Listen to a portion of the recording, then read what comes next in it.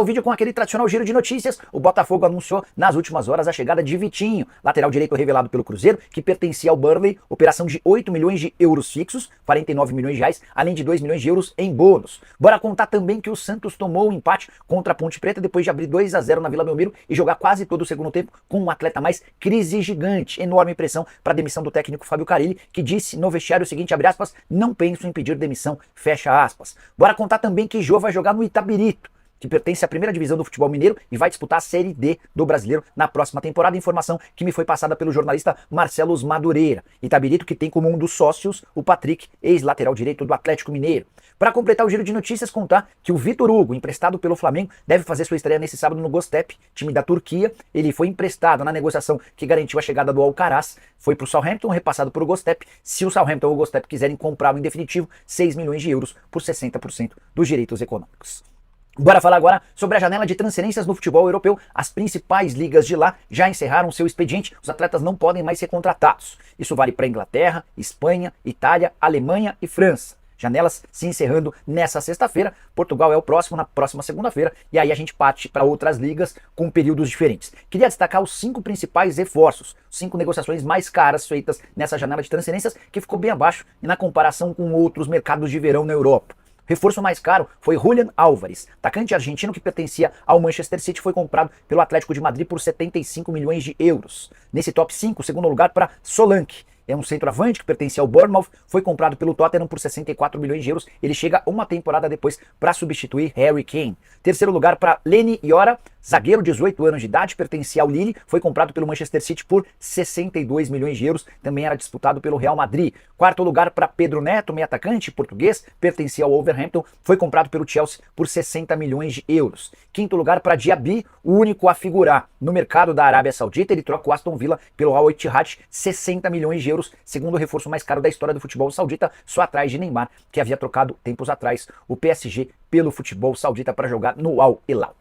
Hora de falar sobre Luan Pérez, zagueiro que pertence ao Fenerbahçe, mais um ano de contrato por lá e alvo de 5 clubes brasileiros, Santos, Vasco, Corinthians, Bahia e também Internacional. Acho até que dá para tirar o Santos dessa lista com a contratação do Richelli. O Santos já tem mais um zagueiro e vai abrir mão do Luan Pérez. A notícia não é boa para aqueles que estão empolgados, otimistas com a chegada do Luan Pérez, especialmente porque a janela se encerra na próxima segunda-feira aqui no Brasil. Conversei com um dirigente de um desses clubes que eu citei e a pessoa disse o seguinte, abre aspas, o empresário do Luan Pérez está pedindo o mesmo salário que ele tem no Fenerbahçe, além de 3 anos de contrato. Duvido que alguém no Brasil pague tais condições, fecha aspas, só para trazer mais detalhes. O Luan Pérez tem direito a 2 milhões e 200 mil euros por temporada no Fenerbahçe. Isso equivale a 1 milhão e 100 mil reais mensais. E ele quer reproduzir esse salário no futebol brasileiro, por 3 anos de contrato. Atleta de muita qualidade, mas que vem de um longo período de inatividade. Ele não joga desde outubro, quando passou por cirurgia de ligamento cruzado. O empresário assegura para os clubes com quem ele conversa que a rescisão do contrato ele consegue com o Fenerbahçe sem custos. Mas pagar 1 milhão e 100 mil reais por mês de salário para um atleta que é zagueiro e que não joga desde outubro é algo bastante pesado, só para lembrar. Gustavo Gomes, um dos maiores vencedores e líderes do futebol brasileiro entre os zagueiros, custa ao Palmeiras 1 milhão e 300 mil reais por mês. Você compraria? Fecharia negócio com o Luan Pérez? Já usa o espaço para comentário e deixa a sua opinião, beleza? Quero falar agora sobre a freguesia corintiana contra o Flamengo. O Fla enfrenta o Corinthians nesse domingo, na Neoquímica Arena, dia do aniversário alvinegro. O Corinthians, inclusive, prepara uma série de festas para receber seu torcedor e para celebrar essa data importante. Mas, nos últimos 10 jogos, entre Corinthians e Flamengo, tendo o Timão como mandante, são só 2 vitórias do Corinthians, 3 empates e 5 vitórias rubro-negras, ou seja, o Flamengo é hegemônico. Ele tem supremacia, superioridade em relação ao Corinthians, mesmo atuando na casa do adversário. Nesse domingo ainda há um outro atrativo para esse jogo, a presença de Tite na Neoquímica Arena, o técnico que se tornou super campeão e reconhecido no futebol brasileiro pela passagem no Corinthians, mas que em 2023 mandou muito mal. O Corinthians tentou contratá-lo por 4 vezes, e em todas o Tite alegou que usaria aquele ano como sabático, não trabalharia. Até que apareceu o Flamengo com uma proposta maior e mais vantajosa, o Tite quebrou esse acordo que havia feito essa promessa e se tornou técnico do Fla. Vamos ver como é que vai ser a recepção do torcedor corintiano para com o Tite. Só para completar, contar que o Flamengo terá Alcaraz na lista de relacionados, reforço recém-contratado, meio atacante, 21 anos de idade, argentino, operação de 20 milhões de dólares. Pedro também está de volta à lista de relacionados depois de se recuperar de uma contusão muscular. Quero te falar agora sobre a chance de Muniain, pintar como reforço do Vasco da Gama. Se você acompanha o futebol espanhol, certamente já viu Iker Muniain, espanhol de 31 anos de idade, atacante de lado de campo, atuando pelo Atlético Bilbao. Foram 15 temporadas pela equipe de Bilbao, ele começou nas categorias de base, se promoveu a profissional, titular, e foi peça super importante. Com exceção ao último ano em que ele jogou menos, foram 25 jogos e 3 gols, sempre como titular, peça importante, é aquele atacante rápido, de bom drible, de ótima assistência, finaliza também legal.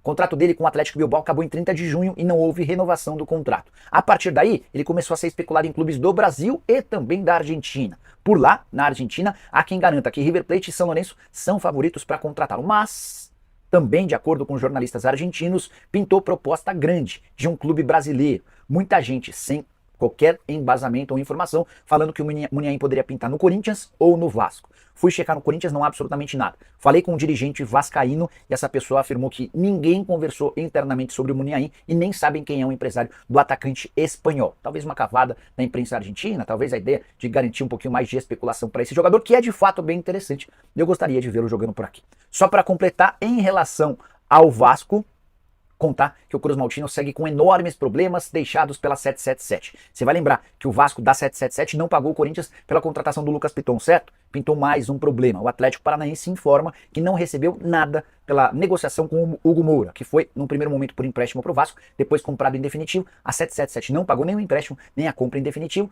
O Vasco já foi notificado pelo Atlético Paranaense. Isso certamente vai se transformar em pouco tempo em mais uma cobrança judicial na Câmara Nacional de Resolução e Disputas.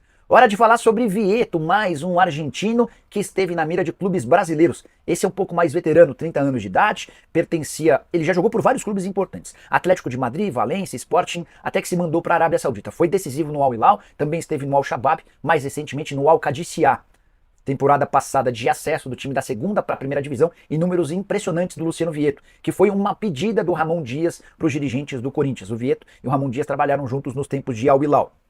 O Corinthians cogitou, sondou, entendeu que os números eram muito altos. Vieto também esteve especulado em outros clubes brasileiros e está prestes a ser anunciado como reforço do Racing da Argentina. Racing, que é adversário do Atlético Paranaense na Sul-Americana, e se passar pelo CAP, pega o vencedor do confronto entre Corinthians e Fortaleza. Então a chegada do Vieto ao Racing é algo que mexe também com o futebol nacional. Já há um acordo financeiro e verbal entre o Vieto e o Racing, ele só é aguardado para a realização de exames médicos e assinatura do contrato. Confesso que não entendo como clubes brasileiros com muito mais capacidade financeira podem perder contratações de Vieto, Muniain, entre outros, para clubes argentinos. Quero falar agora sobre o São Paulo, que está perto de contratar um volante argentino. O tricolor, que não desistiu de buscar reforços, avançou nas tratativas por Santiago Longo.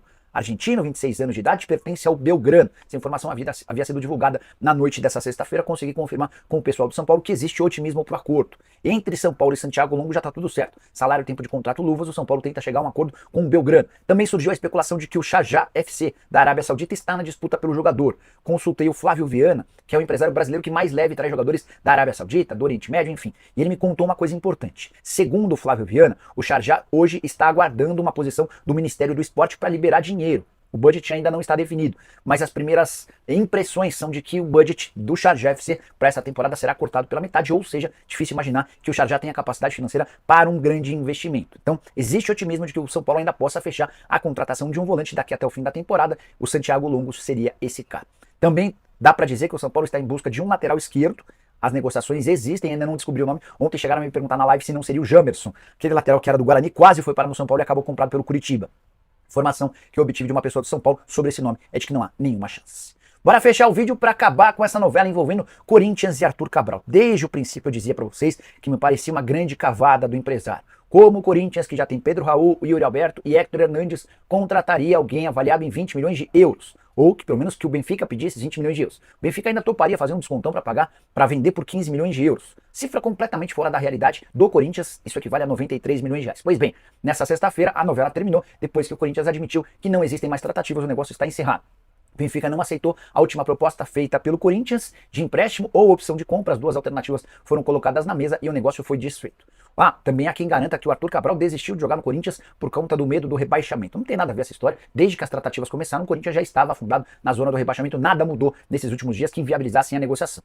A impressão que eu tenho é de que desde o princípio utilizou-se do Corinthians para colocar o nome do Arthur Cabral em visibilidade, atacante que foi comprado por 20 milhões de euros no Benfica e que não tem conseguido ser útil. Pelo contrário, é super criticado pelo torcedor do Benfica, é a terceira opção para o ataque, é chamado de picanhas por estar um pouquinho acima do peso, ter pouca mobilidade, enfim. Acho que o Corinthians se livrou de um enorme peso, um problemaço, um investimento muito alto de alguém que não daria conta do recado, seria mais um a criar dificuldades nesse sistema ofensivo. Só para completar sobre o Timão, Romeu Tuma Júnior, presidente do Conselho Deliberativo, embarrigou o pedido de impeachment feito por cerca de 85 conselheiros. Na tarde e noite dessa sexta-feira, ele decidiu, em vez de acatar o pedido de impeachment feito pelos conselheiros, ele abriu o processo e jogou esse pedido junto a um outro que já existia na comissão de ética. Dessa maneira, a consequência prática é de que o processo de impeachment vai ser muito mais longo.